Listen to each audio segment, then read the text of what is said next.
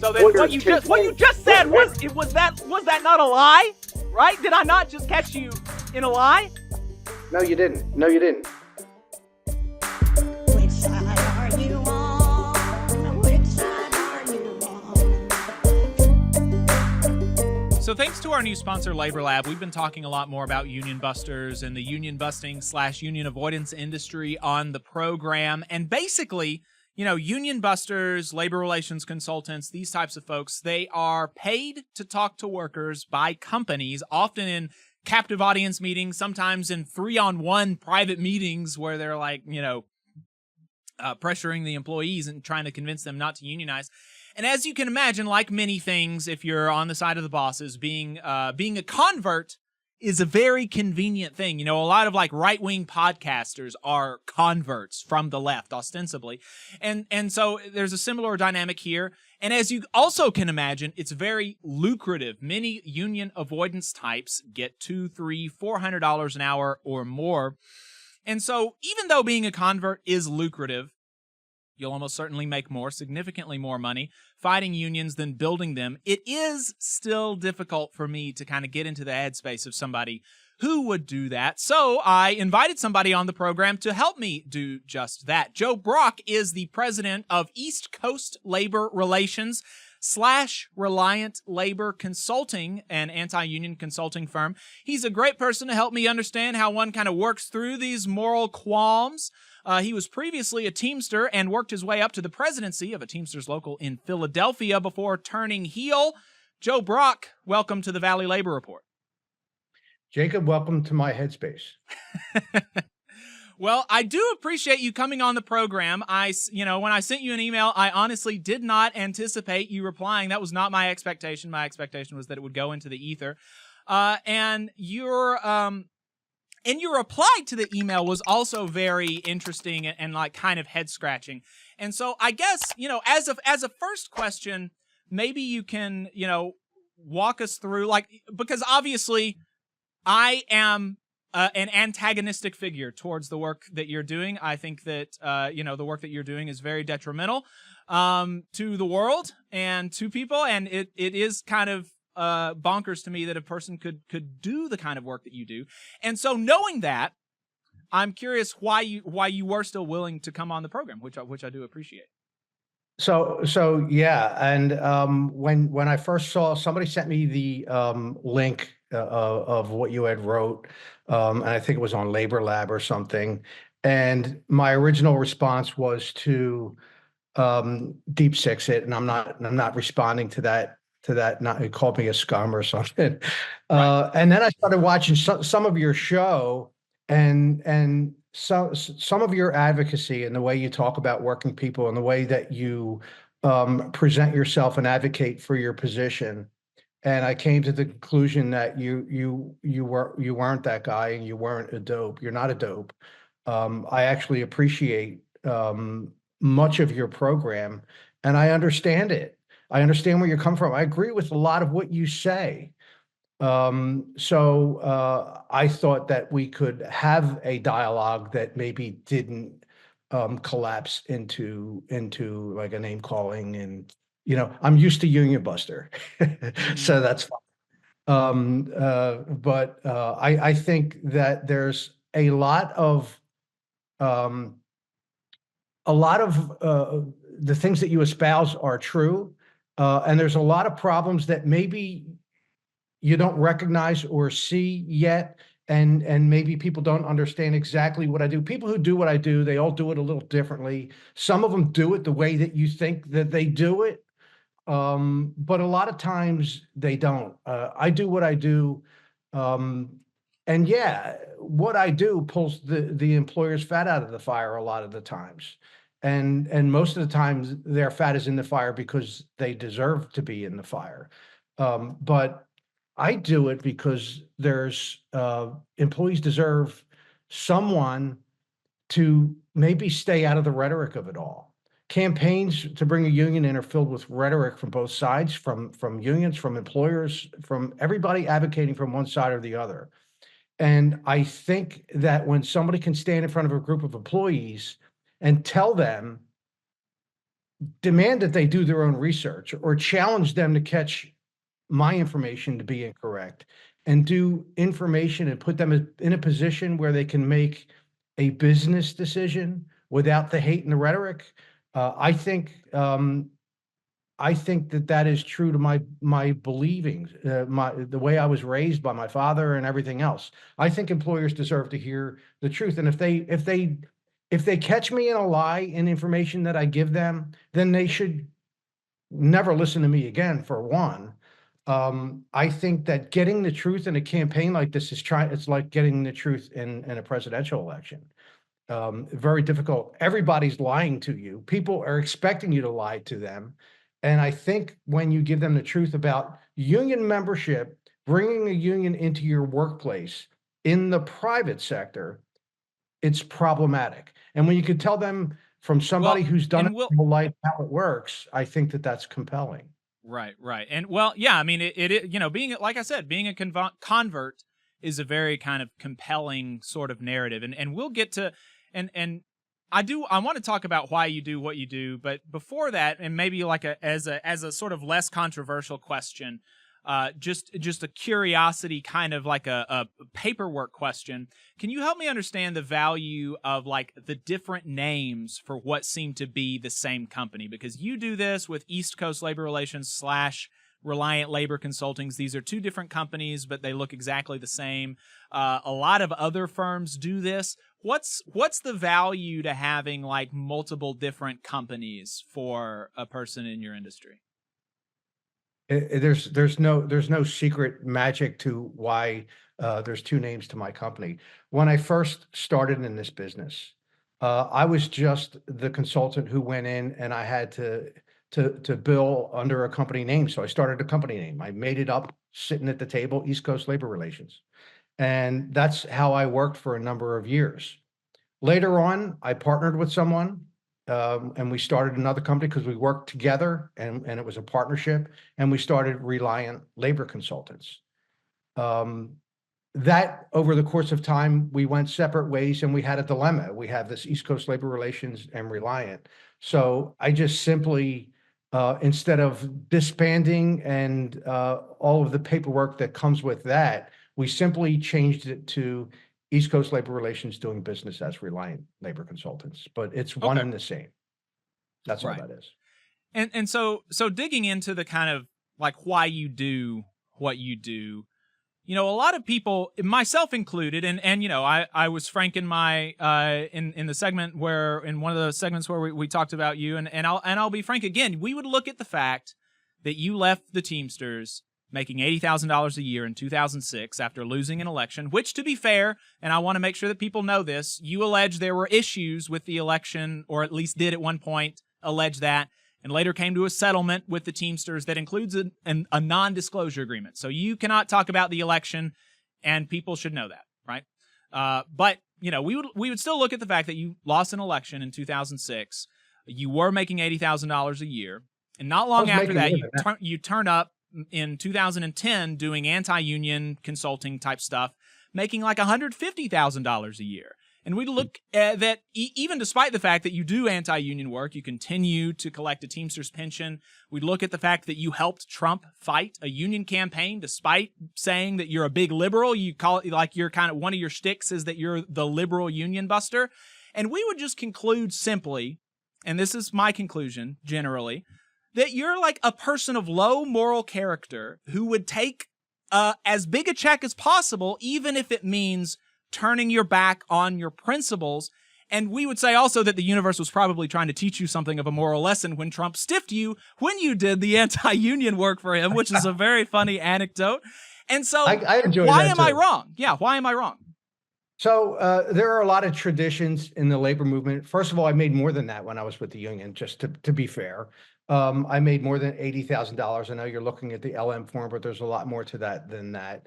And I don't think that what I do today turns my back on the labor force. I tell them the truth, and I tell them how it works. And I'm specifically speaking to employees who are considering bringing a union into a private sector workplace.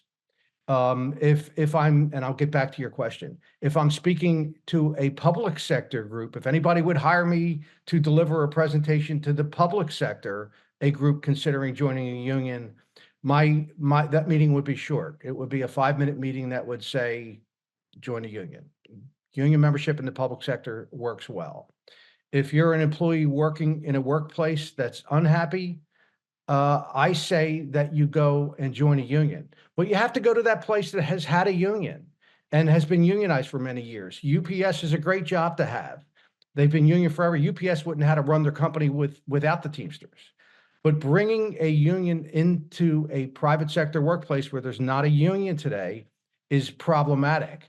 And that's where I go. I just simply show them how that works. And there's some very specific reasons, one, why employers are willing to pay for that information, and two, why employees take it and take that information to heart.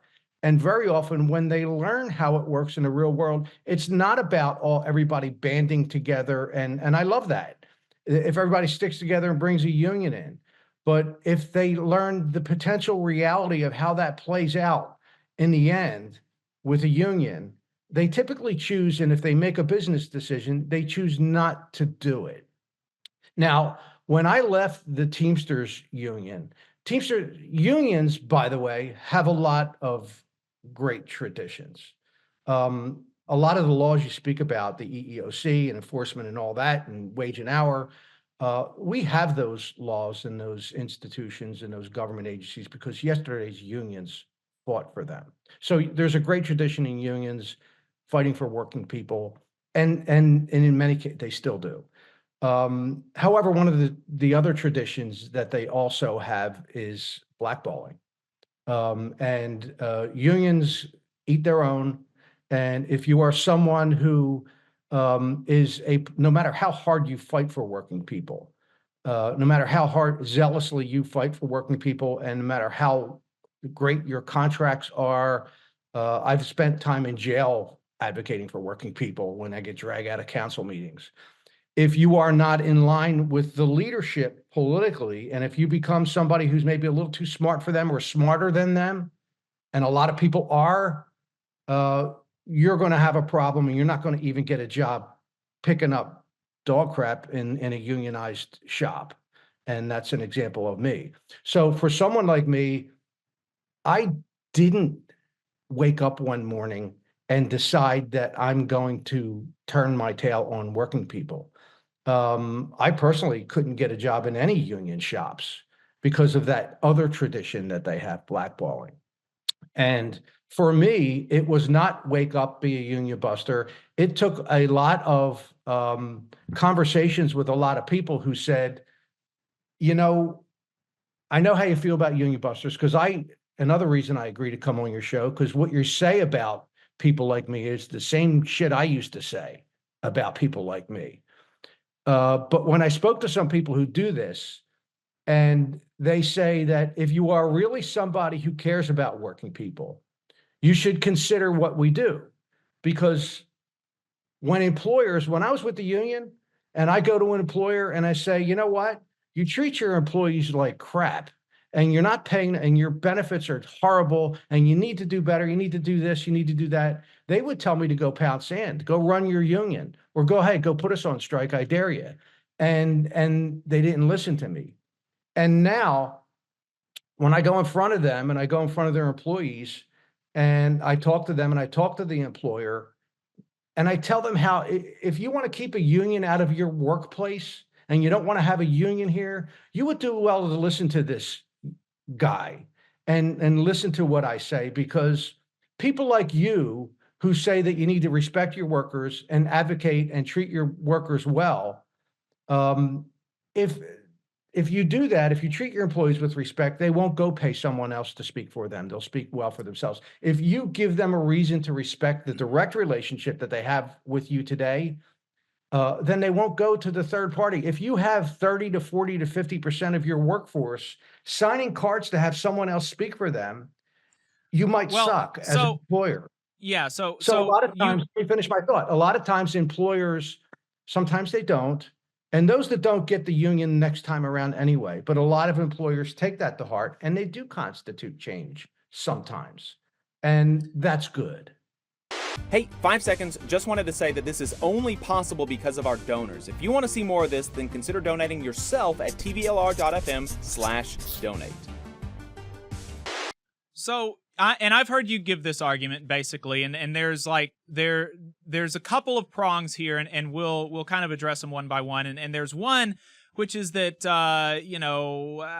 maybe unions, they used to be good, and they used to negotiate for pay and benefits, and then now they don't. Now they don't. They're all corrupt and everything. And No, I didn't say that. I didn't. Corrupt. Corrupt, corrupt. or they blackball their they kind of engage in blackballing is the words you use. That's kind of the general thought, or they're not as useful anymore. And so that's one thing. Like if you piss off the leadership, then even if you have a great record, you're going to be blackballed and you're going to have problems in the industry. And like, Adam has been doing, my co-host here has been doing union, or, been in union work for over 10 years now. And he's experienced that, right? I don't know how much, Adam, that you want to go into your situation. Do you want to explain like briefly your situation and why, just for the context for people or Sure, I'll keep this real short, but I was a teacher who went to work for the National Education Association affiliate here in Alabama as what they call a UNISERV director, a field staffer. I represented about 1,500 Huntsville City Schools employees, and I pissed off people both in the school system, the employer, but also my employer, the Alabama Education Association. And ultimately, I was fired. And my staff union represented me. We fought it unsuccessfully. Most folks who've looked at the case thought it was total, politically motivated. I was blacklisted from my industry. No teaching job, no teaching job can materialize for a radical labor agitator in Alabama. That's not the person that would be hired to teach social studies. And furthermore, bad reputation from what is, on paper, the largest union in the state. I certainly could have, at the time, applied for those jobs at Toyota, Mazda, and Amazon and others looking for labor relations consultants because I had labor relations experience. But I simply just could not do that knowing the power that working people have when we come together in unions. And so I'm curious to hear more. And Jacob, I know you're going to kind of dissect some of this because this is very interesting. But I know what it's like to be fired. I know what it's like to be blacklisted. I know what it's like to be retaliated against by union leadership. Jacob and I have made our own enemies over the years within various labor institutions, including through this show. And we've faced repercussions in various ways. So, I'm not someone who is naive to the flaws of what are ultimately human institutions, right? Unions, churches, I look at them in some similar fashions because they are both human institutions and ultimately can be as flawed as the humans inside them are leading them. However, they are also important tools, right? And so unions are tools that we as workers can use to have that voice and that democracy. And so you'll get into that. But I just wanted to share that, I've kind of been in those shoes. I know what the retaliation's like. I simply could not turn to the other side. And Adam, has faced a lot of financial problems. Literally, I shoveling crap. I've been there. I was shoveling crap for cash, and I was semi-employed for years. I'm up to my eyeballs in debt that will take years for me to pay back. I had to cash out 2 retirements just to survive. And, it was a really tough time for my family. And it would have been really tempting, I guess, to sell out and try to make more money by going to the other side. But I simply could not live with myself to do that. And the reason for that, and you know, he's faced so much more than I have, but you know, I have faced a little bit of some of this kind of stuff with the radio program. People, you know, sometimes people who are more conservative in the labor movement haven't liked what I've had to say, and I've created problems for myself because of that. But like that all seem to us, these are human institutions, and you're never going to have anything that's perfect. But on the whole, and even within these institutions, Adam would never go to a teacher and say, don't join the teachers union because they fired me, because it is still better for these teachers that they have an organization that is fighting for them. They have some protections because of the union, as problematic as it is. I would encourage people to join the organizations that have attacked me, because it is better that you have an organization, you have some means with which to fight the employer than none. And frankly, you know, you've talked about kind of how unions historically have been so good.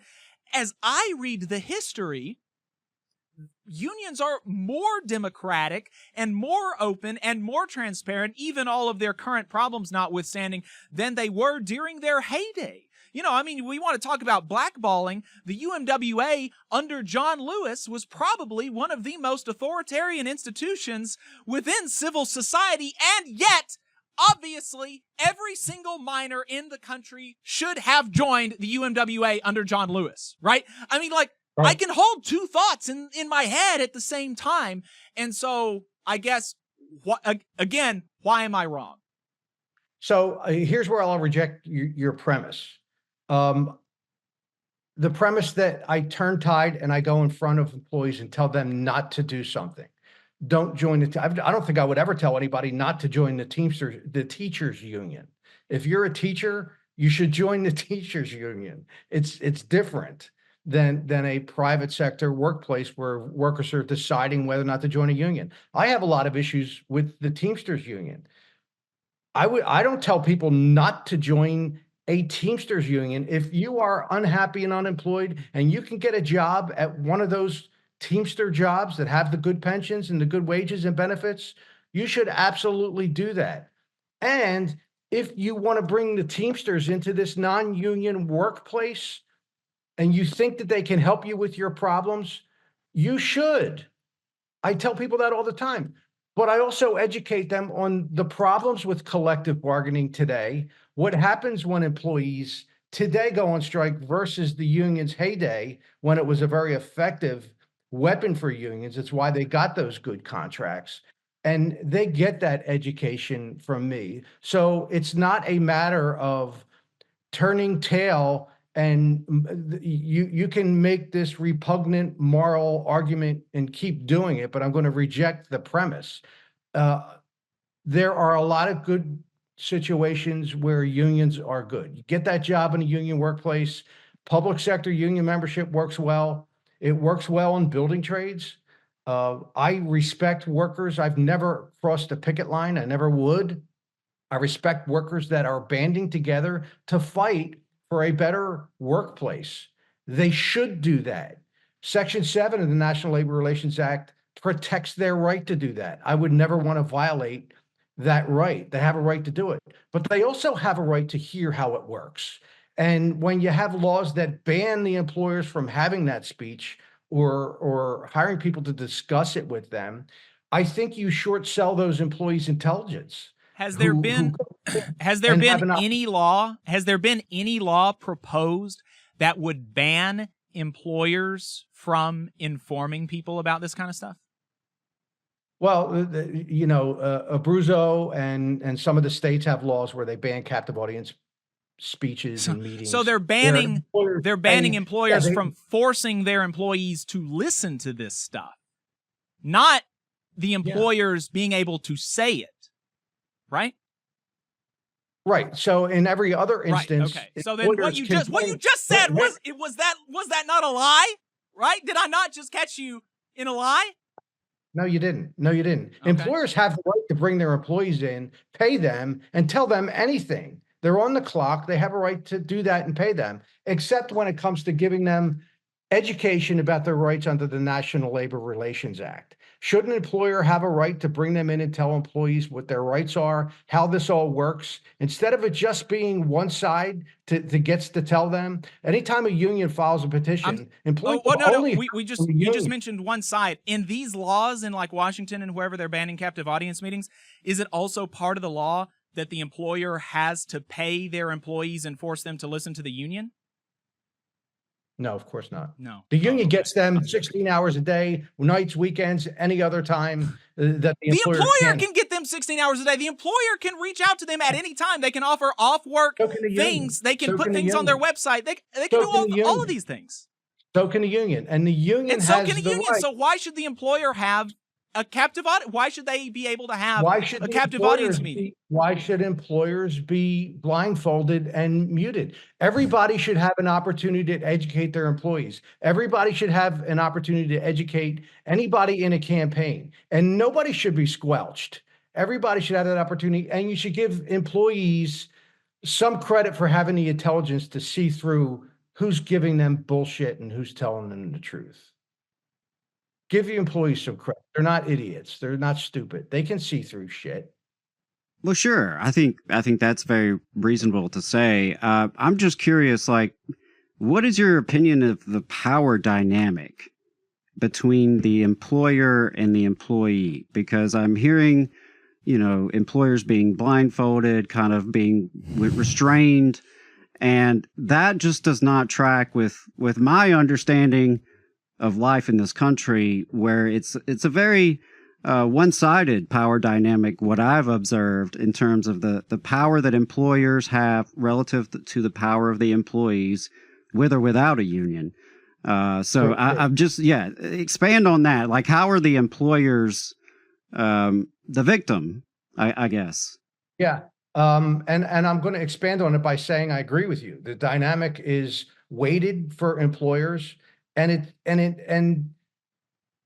it's kind of a red herring, because bringing a union into a workplace that doesn't have a union doesn't fix that dynamic, in my experience. Sometimes it works out well. Sometimes a group brings in a union, the union bargains a good contract, and they get a good contract, and life goes on.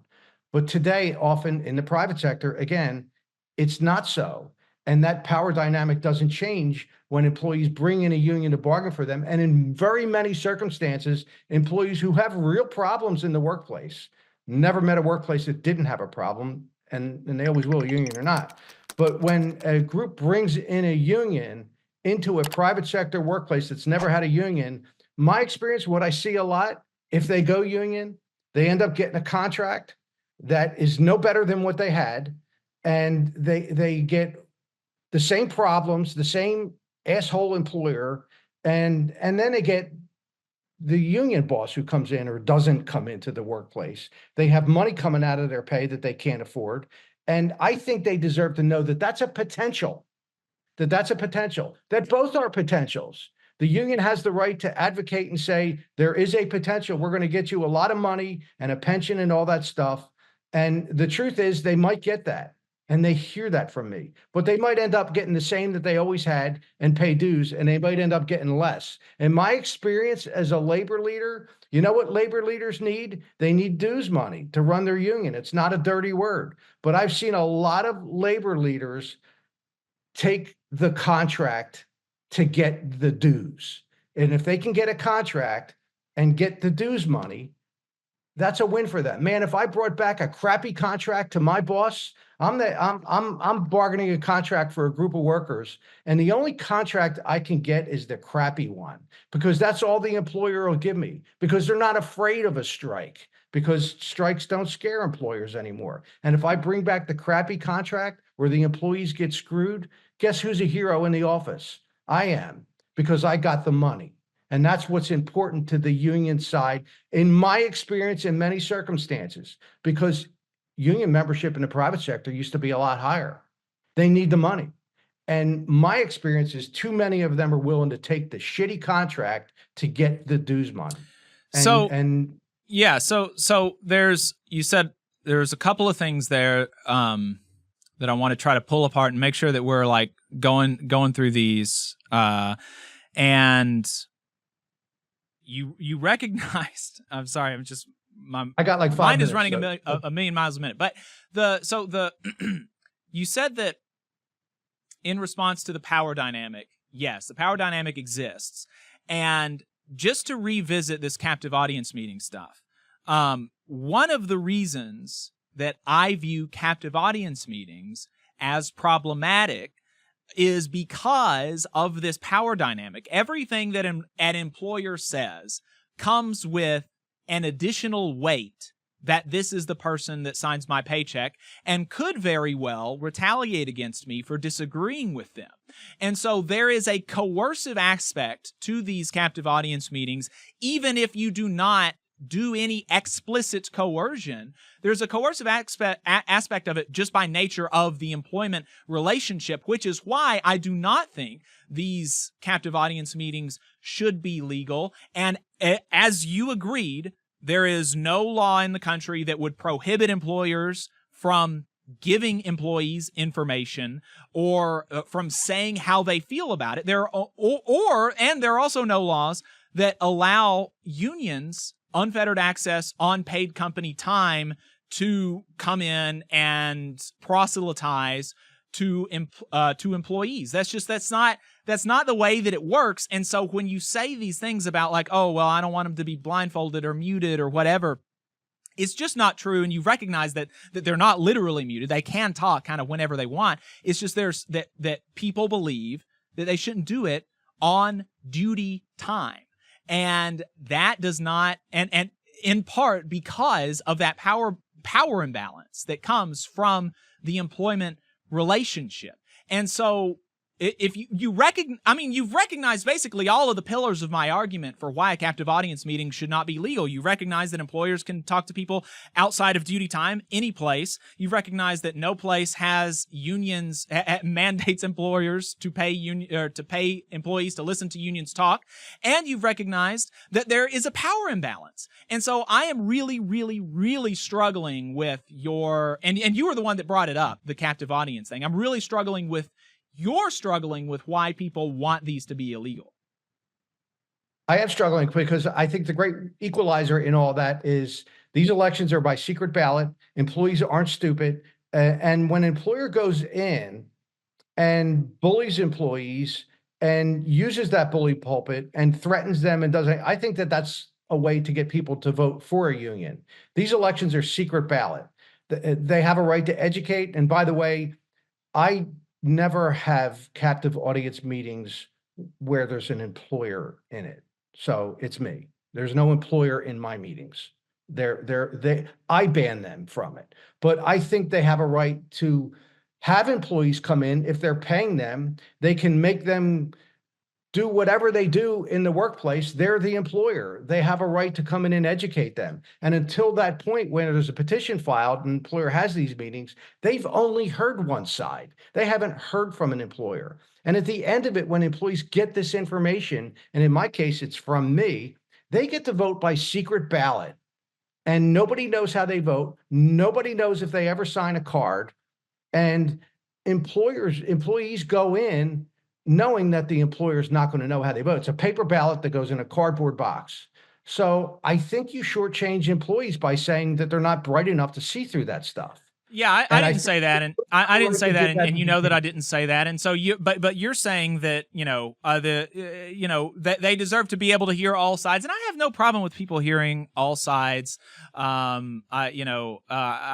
I've done that, and I encourage people to do that. And so if, we shouldn't shortchange employees, then if you're really so, if you think it's so important that employers should have the ability to do these captive audience type meetings, which, and saying that the employer isn't in there, you're there on behalf of the employer. So it's like you're an extension of the employer in those situations. Then why shouldn't you be able to have, if you're like so set that, the employer just has to be able to speak to people on duty time, otherwise they can't get them this information for some reason, then what about giving equal time to the union and the employer? I'm someone who, I'm a pariah in my business in that area. I'd be okay with it. I'd love to debate the organizer in front of the employees. No employer would do that. And because it's the employer's workplace, It's their Right. money. It's their business. And So, but of you would course- support a here's law. something- Let me Yeah, make you a would sup- point. Here's something we can agree on. Here's something we can agree on. The employer doesn't want a union. It makes no business sense for an employer to have a union. They're not going to welcome and pay people to come in and speak to the guy that's trying to hurt their business. We understand that. Listen, if the union was good for the business, the company would make them sign the cards. That would be in the onboarding packet. They'd have authorization cards in the onboarding packet. The union reduces the value of their business, whether the union gets good contracts or not. There's good sound business reasons why employers don't want unions that have nothing to do with employees and their wages and benefits. So I certainly am not naive enough to think that an employer is going to welcome the union in so that they hear all sides. They've heard the union side. The union, by the way, when they have card signing meetings, they never invite the employer down to the union hall, do they? There's your answer. Well, Joe, really quick. I mean, just so 2 questions. One, so it sounds like we could both write a letter, you and I, and send it to legislators saying that we support a bill to only allow captive audience meetings where both a union or a representative of the union and a representative of the company and or somebody like yourself get to speak with equal time. That we think captive audience meetings are fine as long as there's equal time for all sides, because the employees are not dumb and they'll be able to sift through the bullshit. You and I could write a letter to that effect. Is that what I'm hearing? We could write a letter to that. I'm saying if a letter like that happened, I would probably enjoy that. I would like to have that debate. In fact, by the way, I agree. I would be. Thank you. I would be We ecstatic if we could say that captive audience meetings are only allowed if the union gets equal time. And I think that's reasonable. But I also think it's reasonable to say that the union and the employer should have the same access outside of work too. And so then the second thing was, you said why does the union not pay the employer to come? And well, the union isn't signing the paychecks, the union isn't paying people to be there, and so you kind of it's. I don't think I said kind of a the silly union point. should pay. I don't think I don't think I said that. I don't think I said the union should pay. I said the employer shouldn't pay the employees to come in and listen to the union. I think that's naive to think. By the way, I don't shy away from these debates. I enjoy them. I'm not sucking up to you. You're not a dope. I would like to see you have I went public, very public, when, the question is, can you be pro-worker and be a union buster or whatever? I would like the question to be, can you be pro-Trump and be the head of the Teamsters? Because when that guy, I think I give more crap about working people than the guy that's running the Teamsters today. And I'd like to see you have him on the show to defend his position. Yeah, well, we've talked about Sean O'Brien, and we have our disagreements, and the Teamsters are probably one of those organizations that are never going to support the program, and and all of that kind of stuff because of what we've said about some of the criticisms. When you're elected by a group of people to represent their best interest. And listen, if Sean O'Brien secretly likes Donald Trump, or if he secretly doesn't like brown people, or whatever his problem is, he can vote for Donald Trump. But when you're elected by your membership to advocate zealously for them, how you can take a position that he did in that election is beyond me. And I tried to debate him. Yeah, I saw that. You called Sean O'Brien a scab. I thought it was very funny.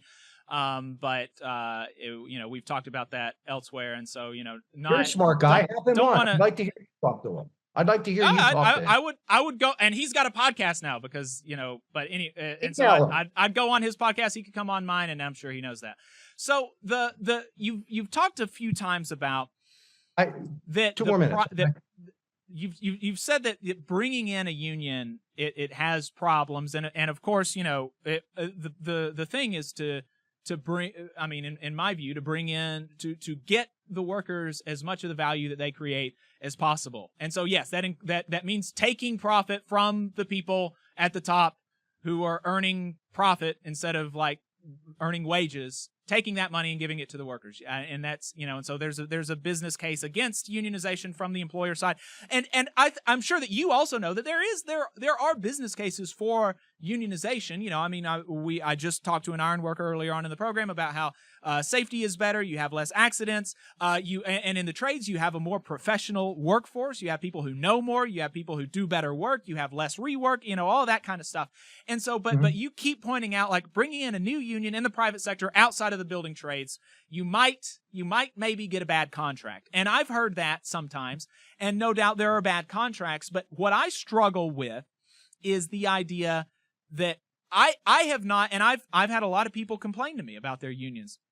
I have not seen a single new contract where, at the very bare minimum, workers did not come out even after you deduct their union dues. At the very minimum, even, and I think that even if you come out even, that's an improvement because that's in writing, and prior to that, the employer could take away or change anything at any time for any reason or no reason at all. You also almost universally have just cause disciplinary protections that will give you some level of protection from the employer. So even like literally worst case scenario, I'm not aware of anything where workers have lost. I'm only aware of, and actually I'm not aware of any first contract that only stabilized, but I'm just saying maybe there's one out there and maybe you can talk to me about it. But are you aware of a single contract where workers actually did come out Yes, worse? many. I'm not going to name companies, but yeah, I see it a lot. And more often, know what I see? I see that they don't get contracts. And more often than not, they don't get a contract. And the reason for that is unions just don't not fall to their own. They don't have the leverage to force an employer to agree to anything because the weapon that they wield is the strike. Used to be a great weapon. When my pop came up on the picket line, he didn't go in and there was nobody in there. Unions could shut a company down. And that cannon pointed at an employer during the collective bargaining process was very compelling. A union could shut a company down. And yesterday's unions used to be able to use that just the threat of a strike to scare the crap out of a company, and companies got off of it. And the problem is today they don't. They're not scared. People cross picket lines. One of the political parties in this country that the head of the Teamsters supports, one of the political parties made crossing a picket line outright fashionable. And when I led strikes. I led strikes in Philadelphia where people crossed the picket line, and not only do they cross the picket line, they want to beat me up. Like, I'm the president of the Teamsters, and I'm supposed to beat you up. And they cross picket lines, and people, they're proud of it. And as a result, employers aren't afraid of that. Employers aren't afraid of it. And you know who is afraid of it? Workers. So when the union brings them a contract, they scare the workers now with a strike. Take this bad contract or we're putting you on strike and you have to pay COBRA and not get paid. And workers today, they're proud to cross picket lines. My own members crossed picket lines. They didn't care. They don't have the same moral code. And as a result, that one weapon that unions had that would get and put workers on an even keel just doesn't exist. And employers aren't afraid that you're going to shut them down because customers are going to cross, half the workforce is going to cross, and they're going to run their business. And that's why private sector. I agree that there has been, and like I've mentioned, I think that you're part of it. There's been a degradation of, in some respects, the moral character of this country. And we are a country that has kind of worshipped the individual, and there is an atomization of people that has this, like, I'm in it for me kind of mentality that is poison. That is poison to society generally, and I think that politically. Back to that argument, and I'm going to reject your premise. Well, again. no. I'm just saying that I'm just agreeing with you about your general premise about the strike thing. That strikes are less powerful because there's like a moral kind of degradation that people are willing to cross picket lines because they're in it for me. They've got to, they think that, I don't want to strike, even though, when a strike happens, and this is something that some of the union busters will say in these meetings, that a union might make you strike. almost, especially in first contract negotiations, you take strike authorization votes. The members decide to strike or not to strike, and the members also decide whether to ratify a contract or not. And so Here's the trick. You want to hear the trick? You want to hear how we do it? Want to hear the reality of this? Yeah, we give them the choice whether or not they want to vote to accept a contract. We also give them a choice whether or not they want to vote to accept to strike. Guess what? It's the same ballot. We make them pick one. And if we have a crappy contract for them, we make them choose between the crappy contract and going on strike. And they pick the lesser of the evils. And if the lesser of the evils is the crappy contract, they take the crappy contract. That's how unions get.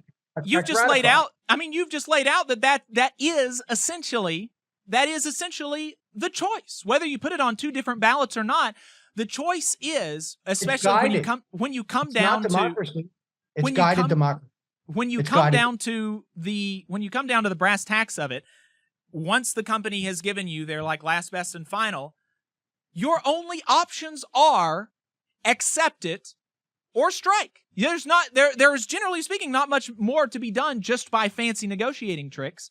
You have to utilize your economic weapon, and people have been able to utilize that even in some first contract campaigns to great effect. And you've said that you're aware of contracts where people have come out lower, but you're not willing to mention them or anything like that. And so, I think that I'm taking that with a grain of salt, and I think our viewers are as well.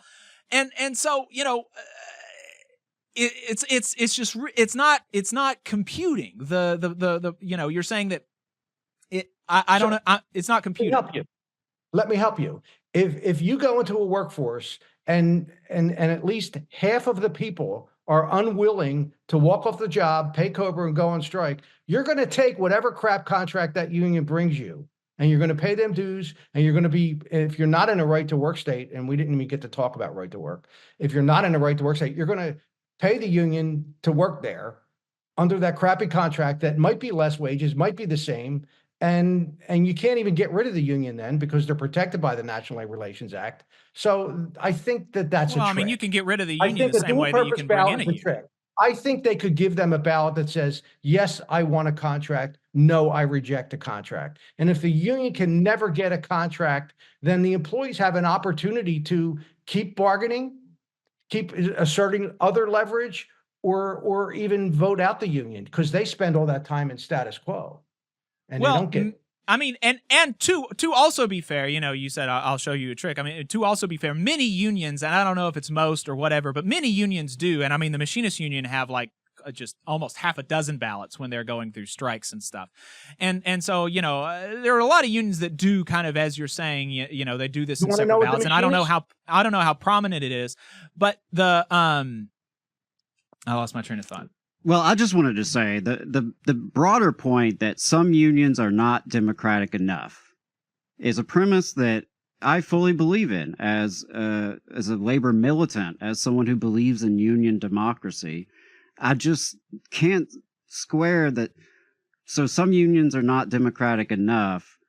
Therefore, the solution is less union members, right? And, some unions aren't as democratic as they should be. So the solution is to maintain a non-union succumb to the tyranny of the employer. Right, where there is no democracy whatsoever. I mean, listen, right? Union membership, if what you said was true, if union membership worked well for working people in this country, it wouldn't be 5.9%. It would be Walmart on Black Friday. Everybody would be knocking down the doors to get in union halls. There's a reason union membership is 5.9% in the private sector, higher in the public sector. And it's not because unions have been going in and doing all these things. I agree with you. That would be great. Idealistically, if unions were actually successful in doing that, guys like me wouldn't be doing what they do. If unions fought for the old social cause, what they used to do, I'd beg back in, but they don't do that. And that's the reality. And I think when you give an employee a dual purpose ballot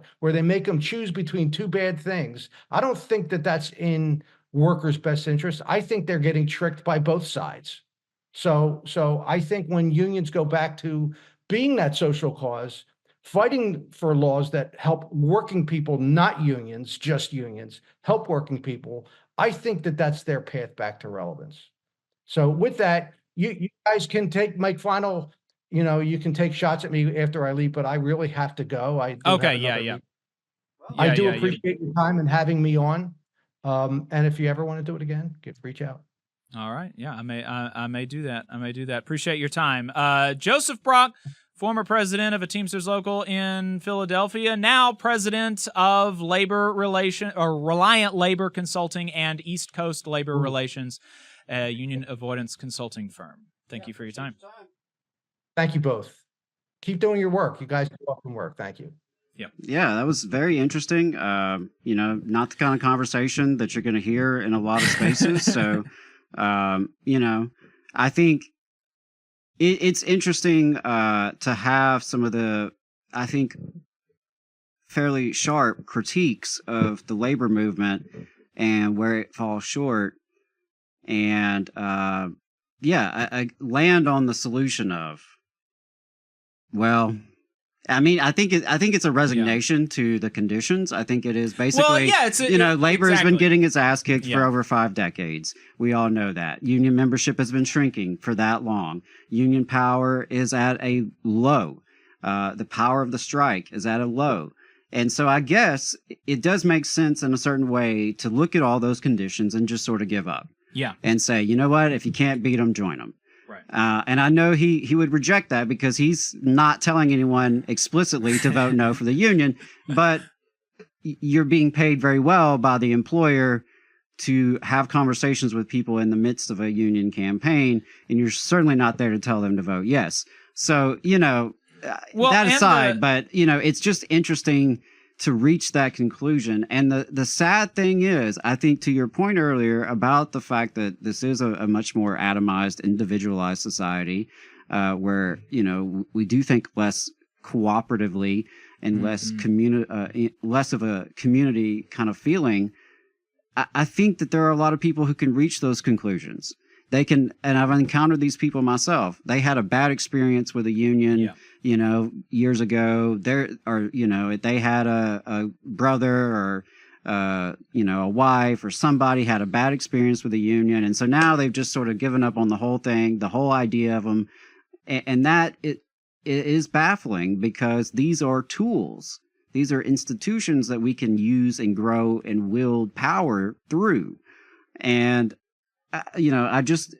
it's bizarre in my world to correctly identify some of the failures of business unionism. Because a lot, as one of our commenters wisely pointed out, basically that's what he's describing is, the business unionism model that I agree has fallen short for workers in too many cases, in a lot of ways.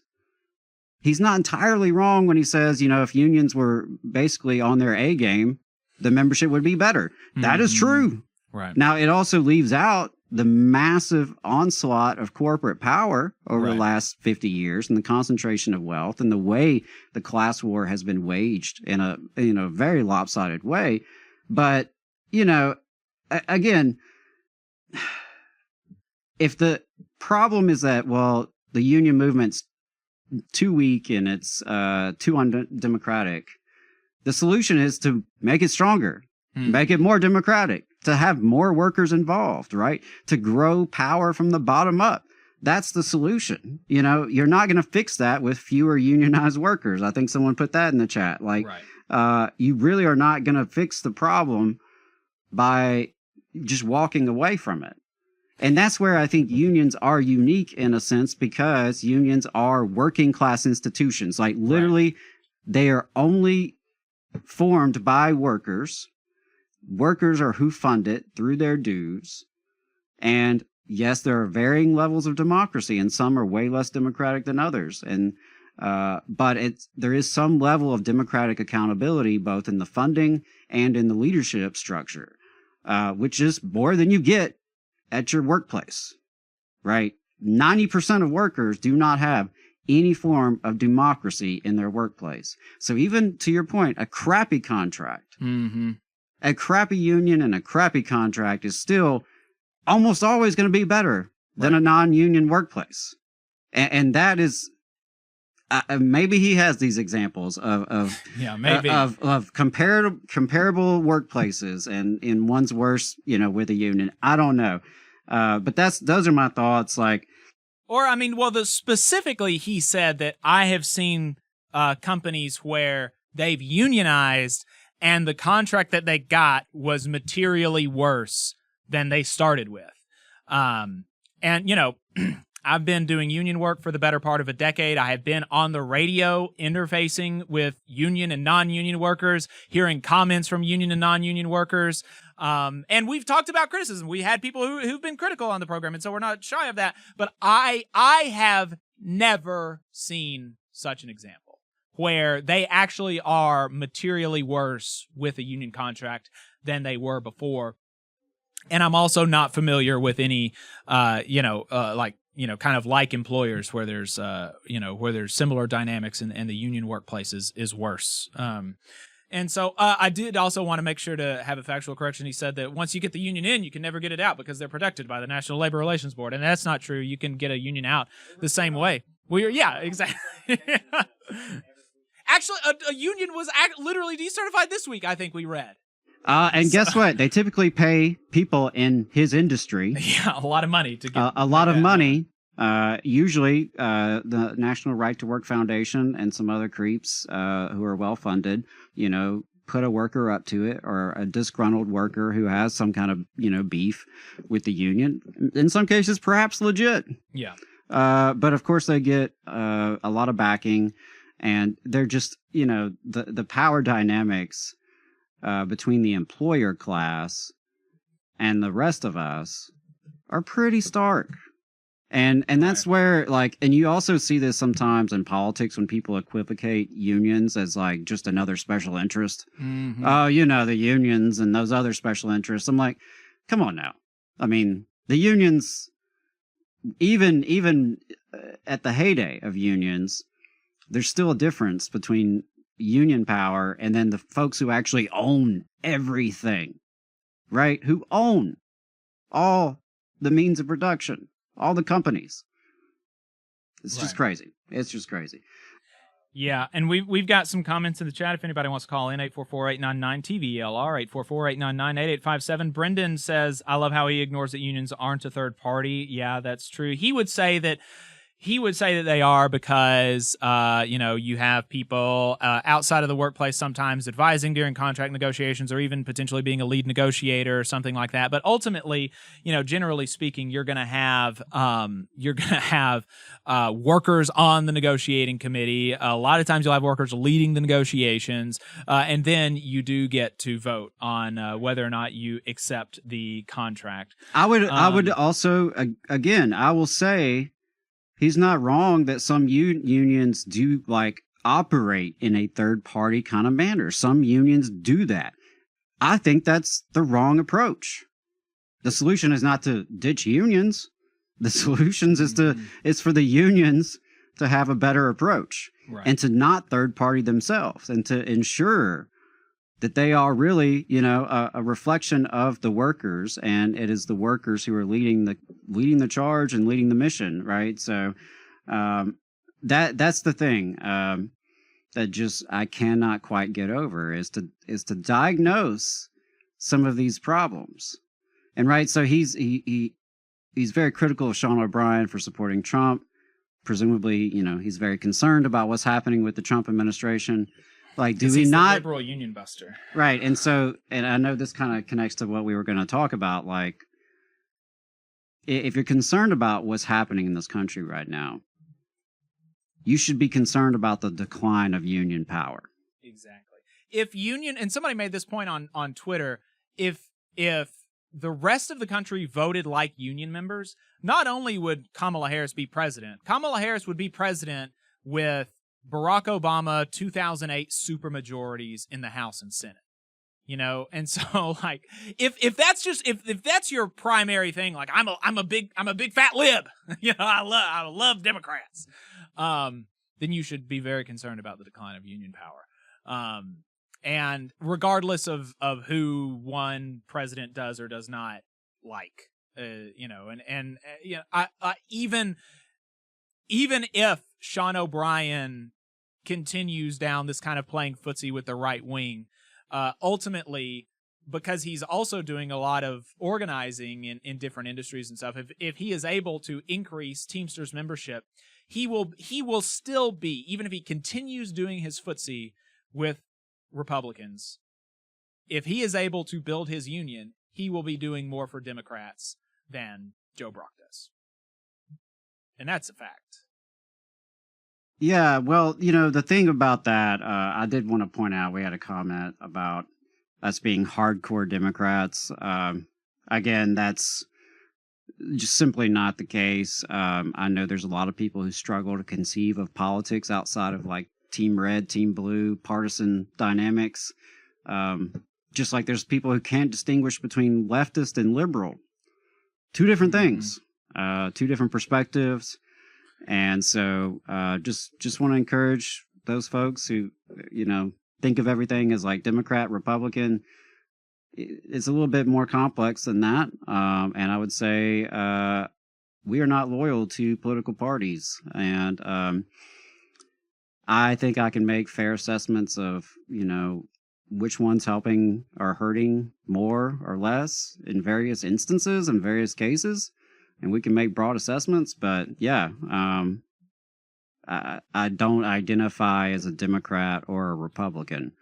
And I voted for Democrats, Republicans, and Libertarians. Yeah, So- and I think, you know, for me, I try to look at politics from a material standpoint of what actually helps working class people.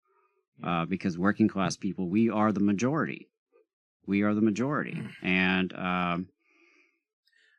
our interests are not typically represented, and our interests are not being represented well by the political parties. And I know we've got some callers on the line, so I'm curious kind of what some of the reactions are.